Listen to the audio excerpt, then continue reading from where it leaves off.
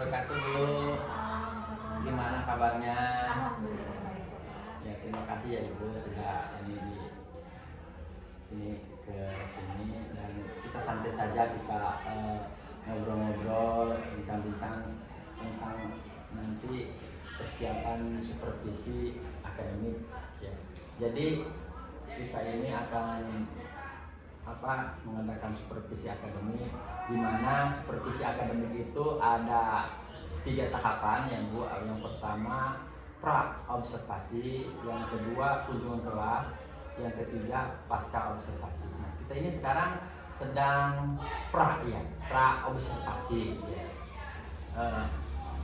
Nanti setelah ini nanti kunjungan kelas atau di observasi Ibu bagaimana mengajarnya. Ini tujuan dari supervisi ini yaitu untuk mengembangkan kemampuan guru dalam mengembangkan kompetisi pedagogi, ya, kompetisi profesional, kompetisi sosial, dan kompetisi kepribadian.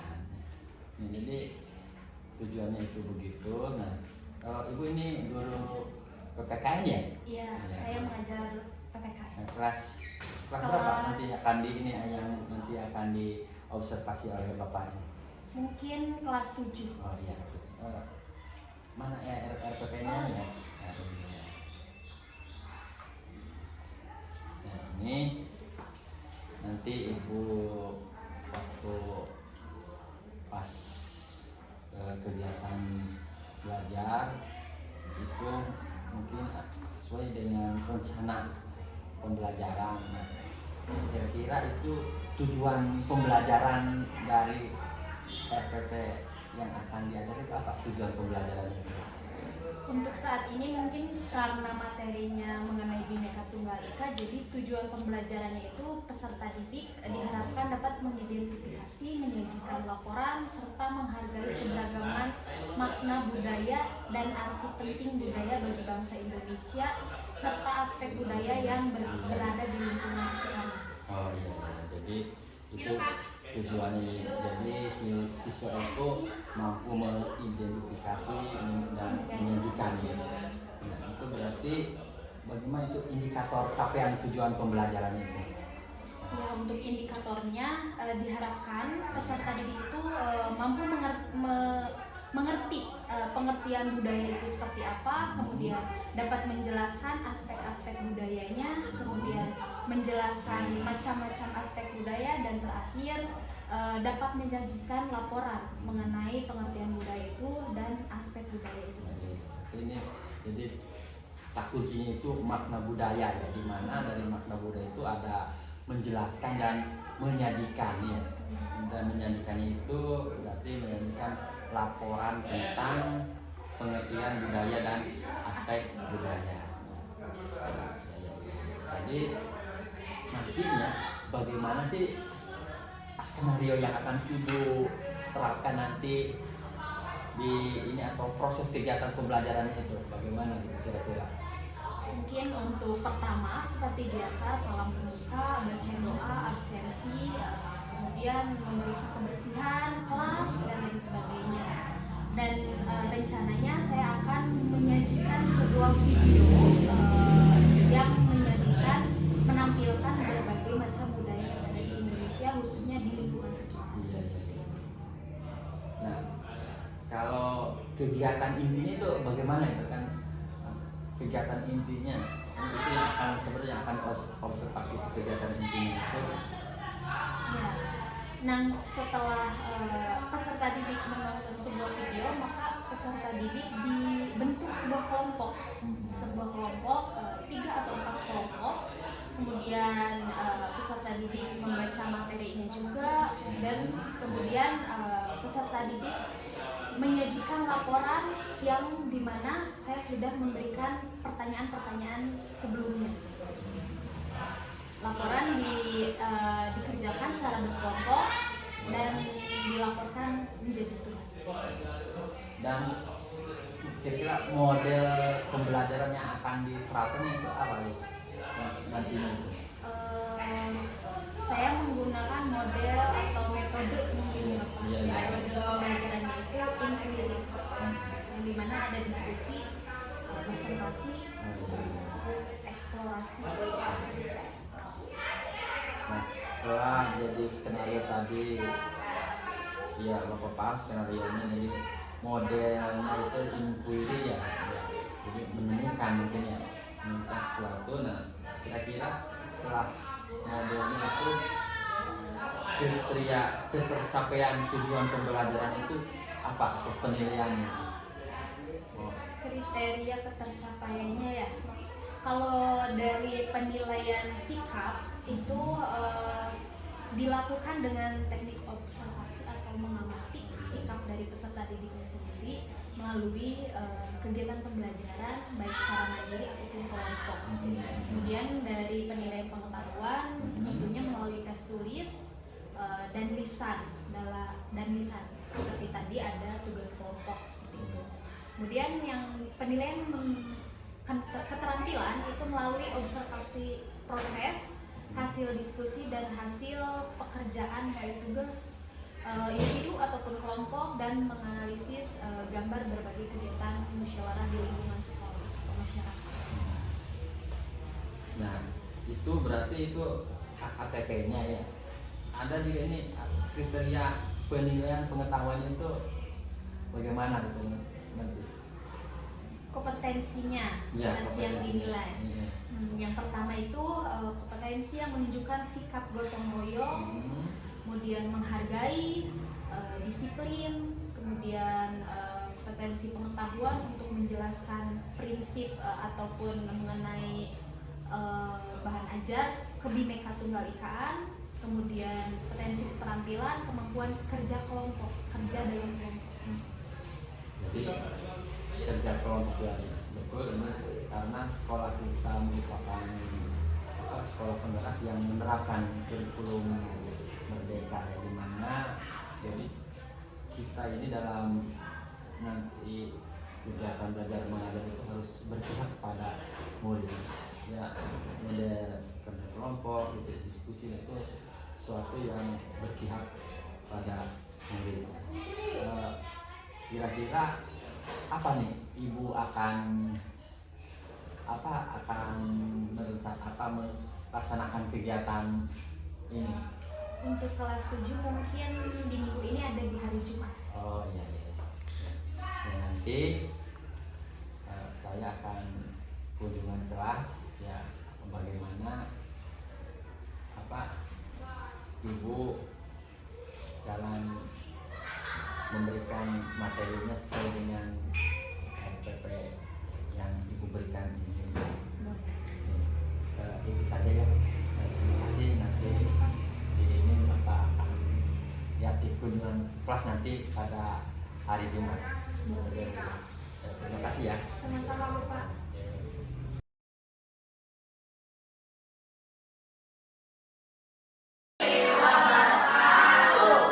Kita bertemu lagi di minggu ketiga di semester genap atau semester 2 ini. Oke, sekarang absen dulu ya sebelum masuk ke pembelajaran. Kelas 7 sekarang tanggal 27. Alia hadir. Ade Wiryawan Hadir. Alif Ridwan Hadir. Asep Irawan Hadir. Ayuni Dara Julianti Dede Hilmi Hadir. Diana Sari Faisal gak ada. Fauzan hadir. Heri Permata mohon maaf. Keisha hadir. Kevin Lasmawati Mailina hadir. Muhammad Nazaruddin Muhammad Tohib Pak. Neng Anggut hadir. Apa aja ya. Ridwan Rizky Ramadan Apa?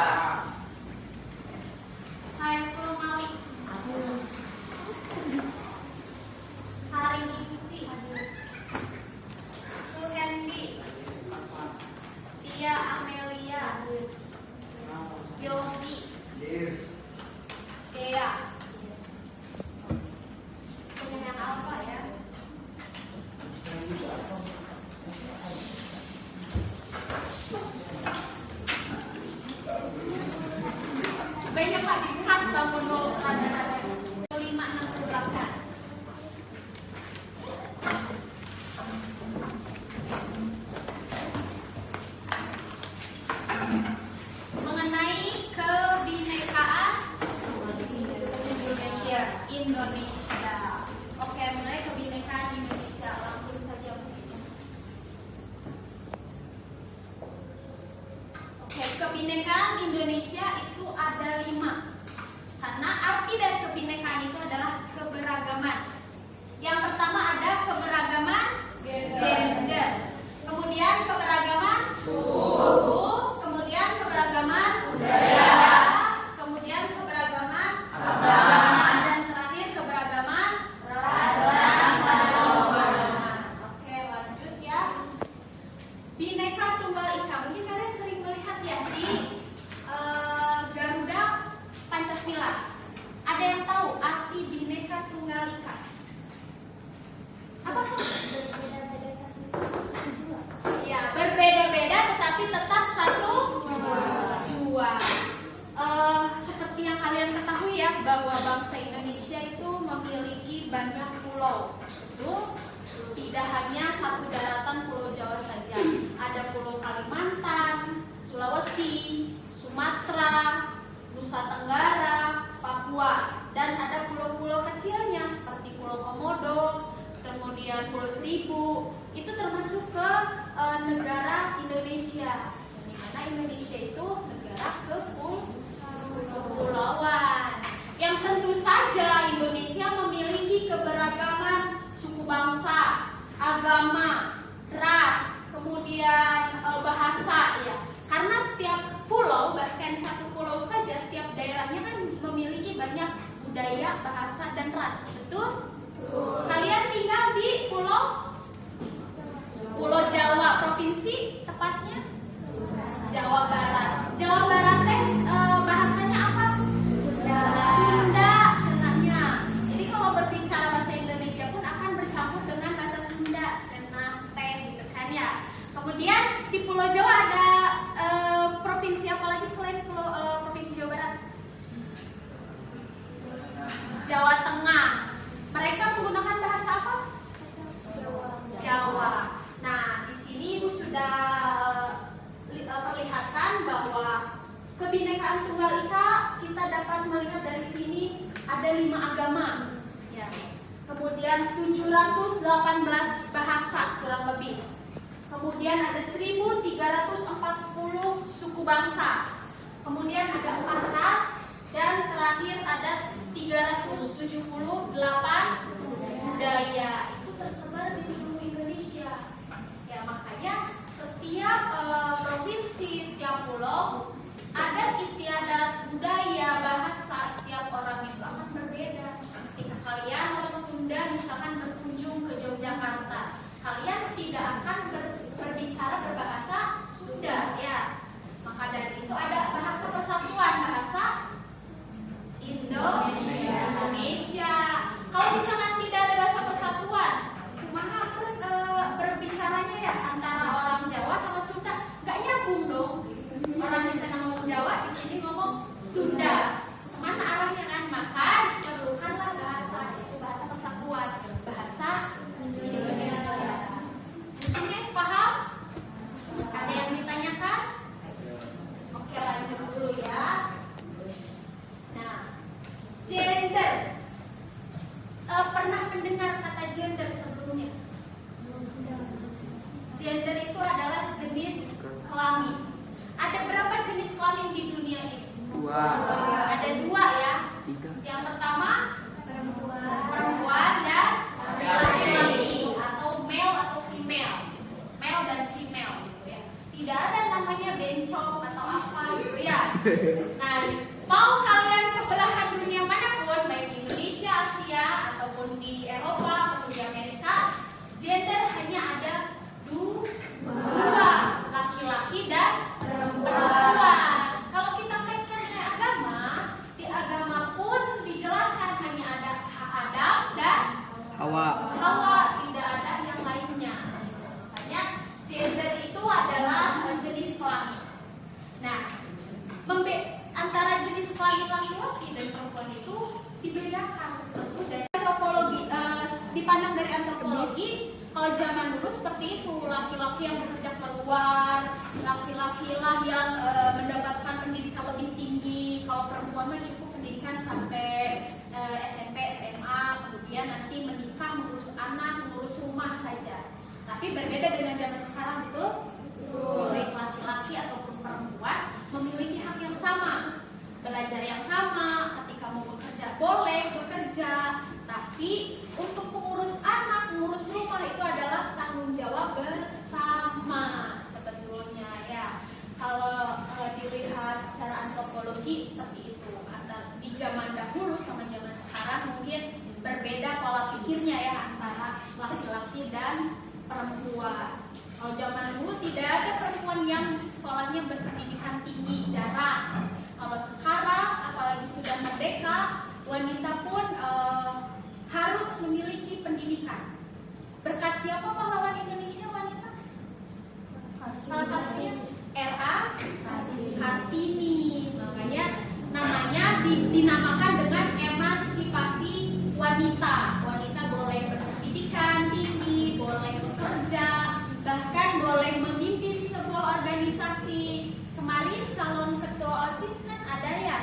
Mengenai suku bangsa, ada sekitar 1.340 suku bangsa yang ada di Indonesia. Luar biasa bukan? Kita hanya tahu ya suku Sunda, palingnya Jawa, Betawi, betul? Batak, pasti itu yang tahunya karena itu suku-suku yang besar. Ternyata Indonesia memiliki banyak sekali suku. Suku bangsa itu apa namanya? Masyarakat yang memiliki budaya sendiri, berbeda dengan masyarakat lainnya. Pun di suku Sunda mah misalkan budayanya teh punten teh sambil gigi ya. Kalau di suku Batak mungkin beda lagi, cara permisi ketika melewati orang gitu. Nah, itu budaya dari setiap suku. Kemudian dari makanan. Makanan suku Sunda sama suku Jawa beda kan? Beda. Ada yang pernah nyobain makanan dari Jawa Tengah, Jawa Timur atau Yogyakarta? Belum. Nanti kita kelas 3 kita ke sana, kita nyobain makanan dari sana ya. Kalau Ibu boleh sharing, kalau di Sunda itu makanan itu rasanya lebih ke asin gurih. Ya. Cita rasanya tuh lebih ke asin gurih. Kalau di Jawa itu lebih ke manis. Cita rasa dari makanannya. Jadi kalau kalian beli teh manis di Jawa itu akan manis sekali gitu. Karena kalian pesen teh tawar saja di Jawa itu sudah manis. Apalagi kalau pesennya teh manis pasti lebih manis sekali gitu. Kalau di sana begitu ya. Jadi dari makanan, dari keseharian itu sudah berbeda antara suku Sunda dan suku Jawa. Padahal itu kan satu pulau, itu satu daratan kalau bisa dibilang, tapi berbeda ya. Nah, di sini juga kan disebutkan bahwa yang membedakan suku adalah bahasa, adat istiadat dan kebiasaannya. Tadi Ibu sudah jelaskan kan dari kebiasaan suku Sunda dan suku Jawa mungkin berbeda. Kemudian termasuk ke pakaian adat. Pakaian adat suku Sunda kalau nggak salah belangkonya itu yang ngejendolnya itu di belakang kalau nggak salah. Kalau Jawa, kalau Sunda itu di depan. Padahal sama-sama namanya belangko. Nah, itu salah satu yang unik dari Indonesia. Mungkin Ibu mau ada penayangan terlebih dahulu ya sebelum ke benua Australia dan Asia, serta di antara Samudra Hindia dan Samudra Pasifik. Sementara secara astronomis, Indonesia berada di 6 derajat lintang utara sampai 11 derajat lintang selatan dan 96 derajat bujur timur sampai 141 derajat bujur timur. Indonesia punya 2 musim, yaitu musim kemarau dan musim hujan.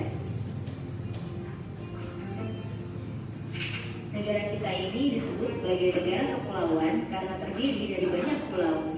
5 pulau terbesar di Indonesia adalah Sumatera, Jawa, Kalimantan, Sulawesi, dan Papua.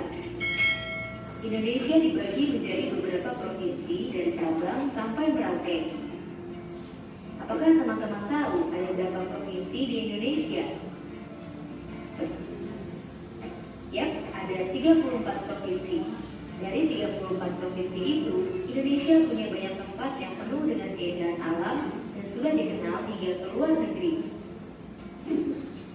Misalnya Danau Toba yang ada di Sumatera Utara. Danau ini terbentuk karena letusan besar gunung pada puluhan tahun lalu dan menjadi danau vulkanik paling besar di Asia Tenggara. Tak hanya itu, Indonesia juga terkenal dengan fauna yang beragam. Salah satunya adalah komodo. Kita bisa melihat hewan yang langka ini di Pulau Komodo, Nusa Tenggara Timur. Selain itu, masih banyak lagi keindahan alam dari Indonesia yang juga didukung dengan berbagai kebudayaan khas dari setiap daerah. Maka itu, bangsa Indonesia disebut sebagai bangsa yang majemuk karena terdiri dari banyak suku, adat, agama, dan bahasa daerah masing-masing. Setiap daerah di Indonesia punya budaya, adat, dan kebiasaan yang berbeda-beda. Hal ini bisa dipengaruhi oleh banyak hal, teman-teman. Salah satunya adalah kondisi geografis. Misalnya, setiap provinsi punya rumah adat, pakaian adat, tarian adat, dan lagu daerah masing-masing. Contohnya Bali yang punya tari kecak, Papua yang punya rumah adat bernama Monai, dan Jawa punya pakaian adat bernama kebaya. Ada lagi Kalimantan dengan rumah adatnya yang disebut Betang, Sulawesi yang dikenal dengan suku Bugisnya, dan lain-lain. Oh iya, selain itu, Indonesia juga dikenal dengan beragam alat musik tradisionalnya yang khas, bahkan sudah sampai diakui oleh UNESCO. Misalnya angklung, yaitu alat musik yang berasal dari Jawa Barat. Walaupun berbeda, kita tetap warga Indonesia. Kita harus saling menghormati dan menghargai karena setiap budaya punya keunikannya masing-masing. Dengan begitu, kita bisa hidup bersama dengan bahagia. Ragam keindahan alam dan kebudayaan ini menjadi kekayaan Indonesia yang sudah sebaiknya dijaga agar bisa menjadi kebanggaan kita sebagai bangsa Indonesia. Nah, kalau teman-teman berasal dari daerah mana dan apa yang paling terkenal di sana, tulis di kolom komentar ya. Kita memiliki kurang lebih 378 budaya itu dari berbagai daerah ya. Coba menurut kalian kalau di Jawa Barat saja di Sunda, tarian adatnya apa? Yang tahu? Jawa. Kemudian lagu daerahnya ada yang tahu? Minimal satu aja. Balonku ada 5. Balonku ada 5 bahasa Indonesia ya. Apa? Bubui bulan. Terus es lilin. Ada lagi? Gundul-gundul pacuna dari daerah mana? Coba. Terus kalau Sunda apa lagi? Ada manuk dadali. Ya, manuk dadali, bubui bulan, es lilin kah, cece. Nah, kalau di Sunda kan itu ya. Kemudian tadi ada gundul-gundul pacul dari Jawa Barat. Jawa Barat kan tadi es lilin kan kakang. Nah, itu Jawa Barat ya. Kemudian kan dari pakaian adat sudah berbeda ya. Kalau pengantin kan kalau di Sunda pakaiannya pakai kebaya, kemudian siker ya, siker Sunda. Siker Sunda sama siker Jawa itu berbeda. Kemudian alat musiknya juga antara orang Sunda sama orang Jawa mungkin ada sedikit kesamaan, tapi ada perbedaannya juga antara Jawa dan Sunda. Kalau di Sunda tadi angklung, ya itu sudah menjadi warisan UNESCO, yang dimana kalau sudah tercatat di UNESCO itu sudah menjadi warisan dunia. Tidak bisa Malaysia atau negara lain mengklaim bahwa angklung adalah alat musik dari negara mereka, karena mereka sudah mencatatkan angklung sebagai warisan budaya Indonesia. Contohnya angklung, kemudian batik yang sudah tercatat di UNESCO. Makanan pun ada, salah satunya contoh rendang. Pernah nyobain rendang?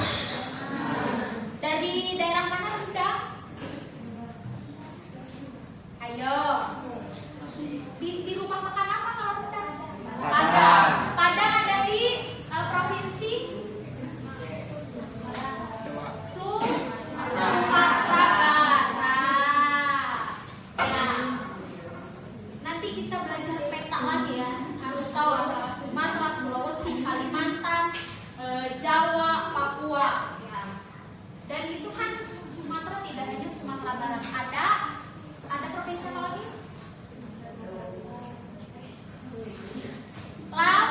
Lampung, kemudian kemudian Aceh. Salah satu provinsi di Sumatera ya. Nah, Kalimantan juga tidak hanya Kalimantan saja, ada Kalimantan Barat ya, Kalimantan Timur, dan itu walaupun mereka satu pulau namanya Pulau Kalimantan, tetap bahasanya akan berbeda, makanannya akan berbeda, pakaiannya pun akan berbeda. Kalau Kalimantan identik dengan Melayu, pakaian Melayu, pakaian baju kurung, tahu? Yang bajunya tuh segini. Kemudian kalau perempuan pakai kayak sinjang, kalau di Sunda hanya samping gitu. Tapi samping khas Melayu, pernah lihat? Nah, kayak gitu. Laki-lakinya pun biasanya menggunakan celana, kemudian ada kayak kain khas daerahnya yang kalau di suku Sunda kalau pengantin sampingan serius. Nah, gitu contohnya teh ya. Nah, itulah keunikan dari negara kita. Mulai dari pakaian, bahasa, makanan pun akan berbeda, dan sifat dari setiap orang itu akan berbeda. Orang Sunda kan terkenal dengan jalmi-jalmi nanti meni someah. Kalau someah bahasa Indonesia apa? Raha. Nah, kalau beda lagi dengan Sumatera, mereka tipe atau karakter orangnya tuh agak tegas, keras gitu ya. Agak menggebrak gitu. Kalau orang Sumatera datang ke orang Sunda, ke suku Sunda, si ganu nyarekan.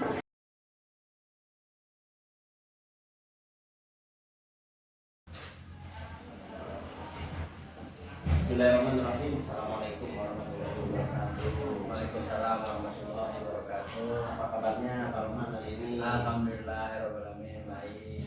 Ya, Alhamdulillah juga ya. Aktivitasnya gimana berjalan lancar? alhamdulillah berjalan lancar sesuai dengan rencana. Iya. Sekarang ditemani oleh Ibu Ayulia dalam kegiatan ini apa namanya? Observasi pembelajaran. Ini adalah tugas pendidikan guru penggerak Jakarta 6. Kebetulan Pak Roman menjadi calon guru penggerak Jakarta 6. Selanjutnya nanti Bayu jadi calon guru penggerak. Ya, gitu ya.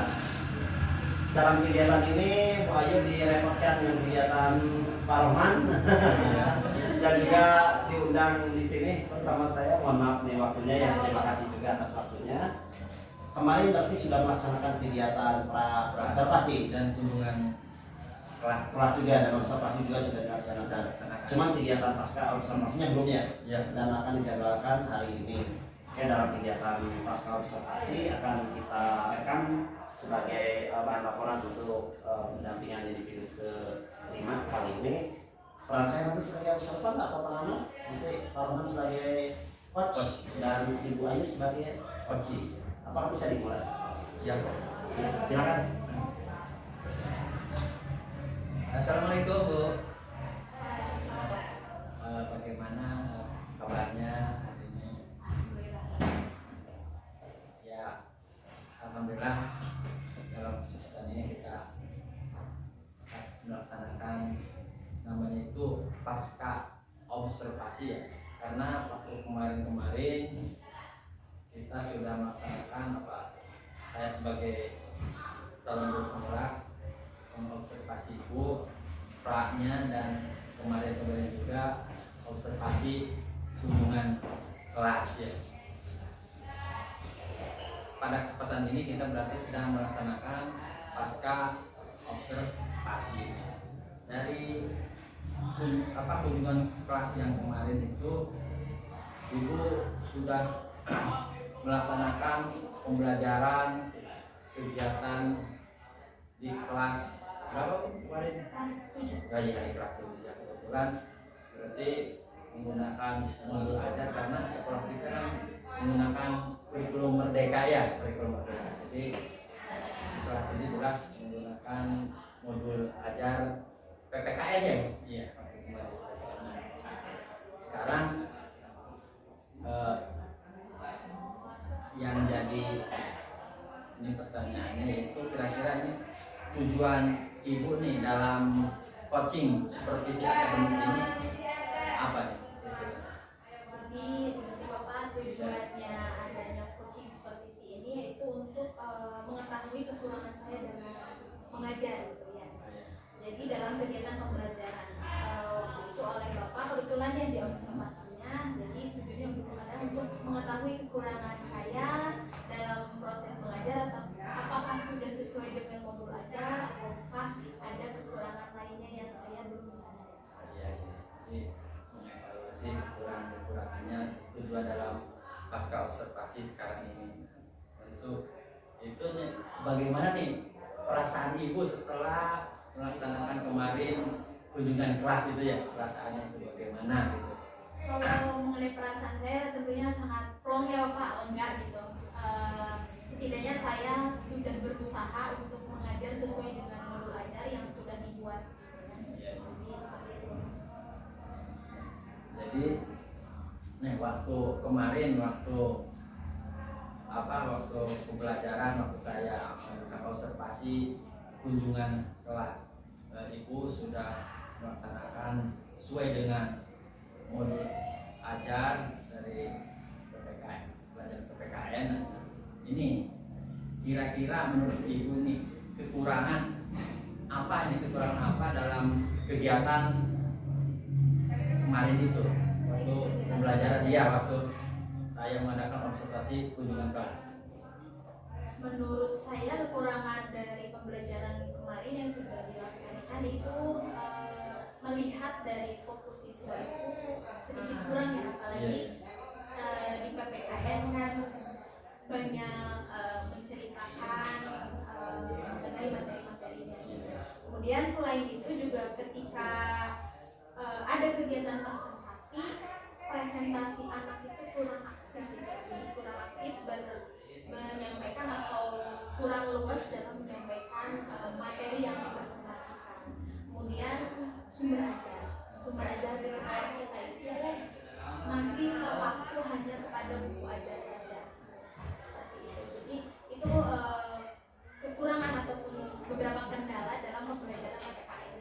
Jadi ibunya apa dengan diskusi ya, kita melihat dari modul ajarnya ibu dengan diskusi, jadi si anak itu disuruh presentasi tapi ternyata hanya yang pintar saja ya, maju ke depannya. Terus ini masalah sumber belajar hanya tergantung kepada guru, misalkan guru ngasih ini atau buku, jadi tergantung apa yang diberikan oleh guru aja. Jadi kesimpulannya mungkin dari kekurangan yang kekurangan waktu kegiatan kemarin itu pertama, jadi fokus pembelajaran pada anak. Yang kedua itu ketika presentasi itu si anak itu hanya yang pintar saja mungkin ya, yang pintar aja ke depan itu ya, dalam presentasi. Terus untuk sumber belajarnya juga hanya mengandalkan apa yang diberikan oleh guru ya, misalnya guru ngasih buku ini pokoknya apa yang diberikan oleh guru itu yang mereka pelajari. Jadi mungkin ada 3 ya kalau ditarik kesimpulannya itu. Dari ketiga kesimpulan yang tadi Bapak sebutkan nih, kira-kira Ibu punya solusi apa nih atau ide gagasan apa ini untuk mengatasi hal kekurangan tersebut? Untuk keaktifan siswa atau murid itu bisa kita biasakan mungkin ya, tidak hanya dalam 1-2 pertemuan saja untuk anak disuruh untuk diskusi ataupun presentasi, sehingga tidak hanya anak yang pintar saja yang aktif berbicara. Jadi diusahakan untuk setiap anak bisa menyampaikan pendapat atau gagasannya. Kemudian untuk bahan ajar itu tentu saja dari buku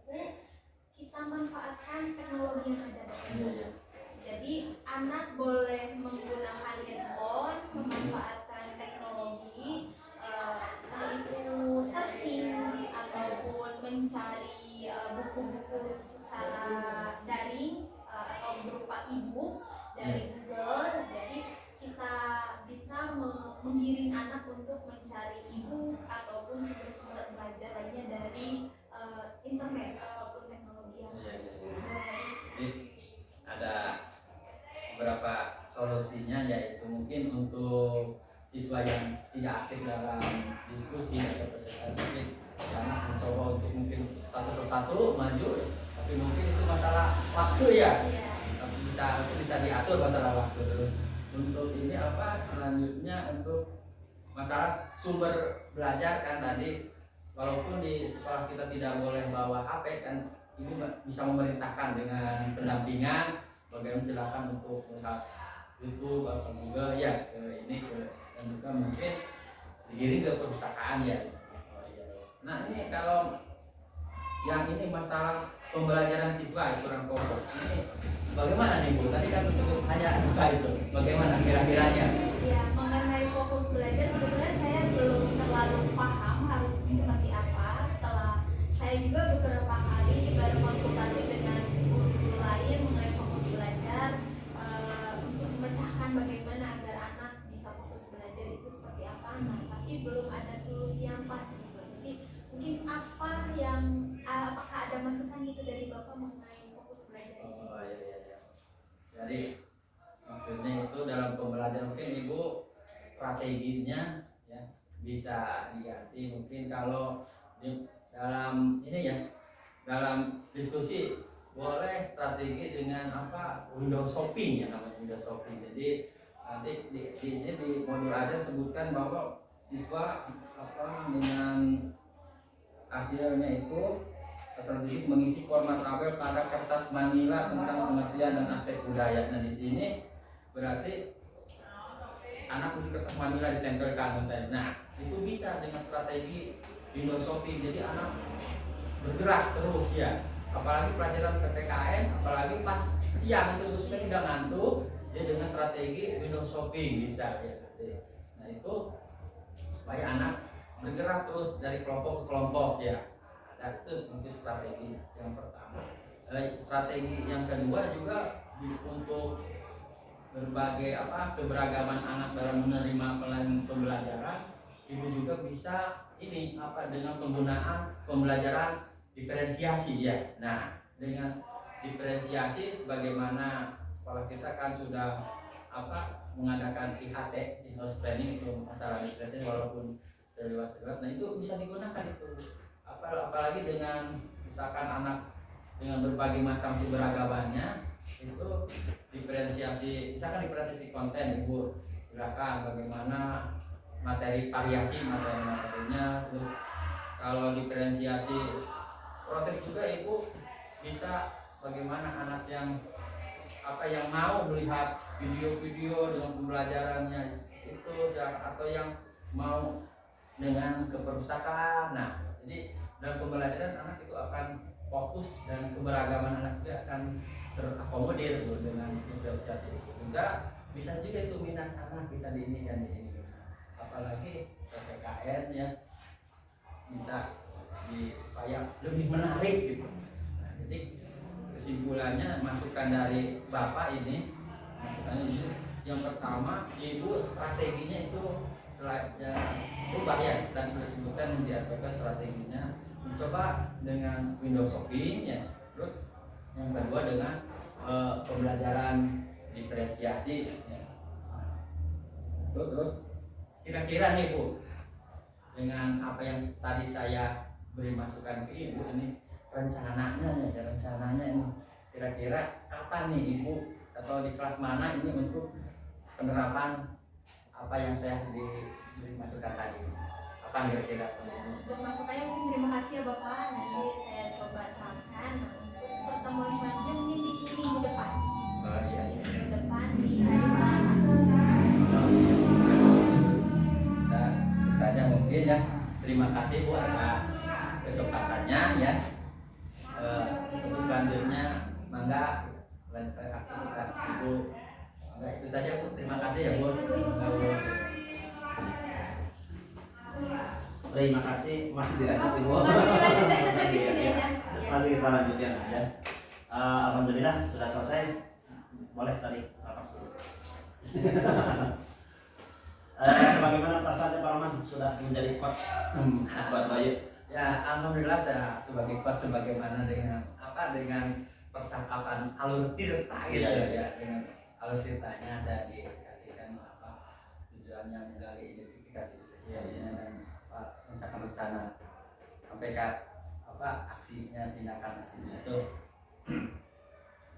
Kalau Bayu gimana perasaannya di coach sama ini Pak Roman? Rasanya senang juga ya Bapak, karena dapat sedikit ada evaluasinya kegiatan pembelajaran saya. Iya. Terima kasih, izinkan saya menyampaikan hasil pengamatan dari kegiatan tadi. Alhamdulillah coaching berjalan lancar, mengalir secara natural gitu ya. Kalau saya amati menggunakan alur tirta ya dalam coachingnya, karena banyak sih ada alur-alur yang lain juga coaching ini, tapi Pak Roman menggunakan tirta itu ya. Tirta ada tujuan, identifikasi, rencana aksi dan tanggung jawab, dan alur itu semuanya sudah tercakup, artinya ada. Yang pertama tujuannya tadi Ibu Ayu mengatakan bahwa tujuannya ingin mengevaluasi kekurangan dalam pembelajaran, atau saya katakan memperbaiki pembelajaran gitu ya, tujuannya supaya pembelajaran berikutnya itu lebih baik daripada yang sekarang. Dan yang betul tujuan coaching observasi itu tujuannya untuk memperbaiki pembelajaran. Terus yang kedua identifikasinya tadi Ibu Ayu mengatakan bahwa pembelajaran itu sudah sesuai dengan modul ajar gitu ya. Tapi ada 3 kekurangan kalau saya catat. Yang pertama itu fokus siswa agak sedikit kurang. Kemudian adanya juga presentasi anak yang kurang aktif masih ada gitu. Artinya ketika presentasi anak itu kurang aktif atau kurang luas mungkin dalam dalam mempresentasikan hasil diskusinya gitu ya. Terus sumber belajar juga terbatas, hanya menggunakan buku dan modul ajar. Nah selanjutnya untuk rencana aksinya, untuk keaktifan siswa tadi setiap anak itu kalau bisa mengajukan pendapat gitu ya. Nah kemudian buku bisa diganti dengan teknologi, kalau sekarang bisa menggunakan media HP dan sebagainya gitu. Nah selanjutnya tanggung jawabnya juga Pak Roman itu menyatakan sebagai coach itu kapan mau dilaksanakan, dan mau menjawabnya itu minggu depan hari Selasa akan mencoba dengan pembelajaran yang baru. Itu alurnya udah mengalir, udah bagus sesuai dengan alur kitanya. Dan untuk umpan baliknya dalam kegiatan coaching ini kan, coaching itu Pak ada yang namanya sesi coaching, ada yang namanya percakapan coaching. Kalau percakapan coaching kadang-kadang kita ngobrol dengan di warung kopi atau obrolan waktu istirahat, bisa kita menyisipkan yang namanya percakapan coaching gitu ya. Dan percakapan coaching ini mungkin tidak mengikuti alur coaching pun itu masih dimaklum gitu. Tapi kalau sesi coaching itu betul-betul harus murni aturan-aturan coachingnya dipakai seperti menjadi pendengar yang aktif gitu ya. Nah sebab umpan baliknya ini Pak Roman agak sedikit mendominasi gitu. Ya harusnya kan dari coaching yang banyak bicaranya gitu ya. Tapi Pak Roman agak sedikit mendominasi, walaupun hanya sebatas konfirmasi gitu awalnya. Awalnya hanya sebatas konfirmasi apa yang disebutkan oleh Bayu diulang lagi oleh Pak Roman, itu sih bagus. Tapi kalau bisa sedikit aja ulangnya, jangan terlalu banyak. Dan ada kecolongan juga Pak Roman itu mengeluarkan saran. Nah kalau dalam sesi coaching yang murni itu jangan sampai mengeluarkan saran atau pendapat, walaupun ada permintaan dari coach tadi, itu jebakan yang luar biasa dalam kegiatan sesi coaching itu. Ketika si coach itu meminta, kalau coach nggak ada salahnya, mau apapun juga coach bebas gitu ya. Nah coach ketika diminta ada saran buat saya gitu, nah kita harus pintar-pintar jangan sampai keluar saran dari kita itu.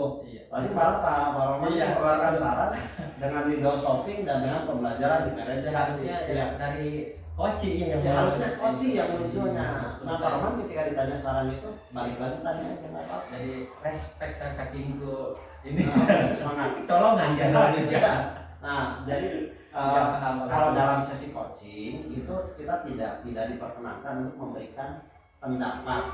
Tetapi kalau percakapan coaching seperti di kantin atau di tempat istirahat itu sih nggak masalah kita ungkapkan. Nah kalau dalam sesi coaching kalau bisa kita kaitkan dengan yang lain.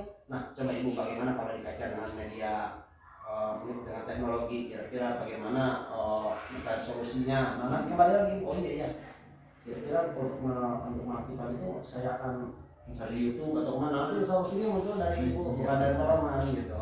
Jadi kalau gitu mentok percakapannya, kalau udah muncul solusi dari Poroman. Yang benar tadi kan mentok berarti ya. Iya. Tapi ini aturan disebut baik itu berdasarkan aturan coaching gitu. Sebenarnya kalau dalam keseharian nggak masalah gitu, memberikan saran juga nggak masalah gitu. Jadi kedepannya gini Bu, kenapa ini coaching harus dilaksanakan? Coaching ini sifatnya memanusiakan manusia, dia tidak merendahkan orang. Ya, artinya gini, walaupun kalau aja Poroman jadi kepala sekolah atau jadi pengawas gitu ya, nanti kan harus ada supervisi akademik ke kelas-kelas gitu ya. Dan di akhir itu ada yang namanya pasca observasi, ada percakapan. Nah, percakapan itu diarahkannya ke coaching. Disebut memanusiakan manusia itu gini. Pengalaman sebelumnya ketika pengawas habis observasi kita, yang keluar itu kata-kata menyalahkan aja. Ibu itu medianya jelek, medianya kurang lengkap gitu, medianya nggak cocok, bukan seperti ini, medianya harusnya gini. Nah gitu, pengalaman yang sudah gitu. Metodenya kok kayak gitu, kenapa ribut? Kenapa anaknya ribut? Kenapa pembelajarannya tidak sesuai dengan rencana? Kenapa evaluasinya tidak jalan? Nah, jadi kedepannya dalam dunia pendidikan lebih baik dengan coaching, memberdayakan manusia. Jadi walaupun dia tahu, Pak Rahman tuh tahu banget kesalahan ibu itu misalnya gitu ya. Misalkan anak itu ribut, tapi jangan sampai keluar dari Pak Rahman bahwa anak itu ribut. Jadi Pak Rahman nanya apa yang perlu diperbaiki oleh ibu. Jadi keluarnya dari kita. Nah itu namanya memanusiakan manusia. Diharapkan nanti kedepannya gitu ketika Pak Rahman jadi pengawas. Jadi kita jangan mengeluarkan menyebutkan kesalahan orang, biarkan dia sendiri yang menggali. Dan kurangnya tidak mematahkan nantinya itu harusnya gini. Boleh ibu kiranya bagaimana gitu. Iya, belum tentu kan apa yang kita ucapkan akan dilaksanakan juga. Mau dia sakit hati atau gimana? Kesana tujuannya, iya. Kesana tujuannya paling itu penggaliknya dan juga tapi percakapannya sudah sangat sesuai dengan aturan secara garis besarnya. Ada yang disampaikan? Ya.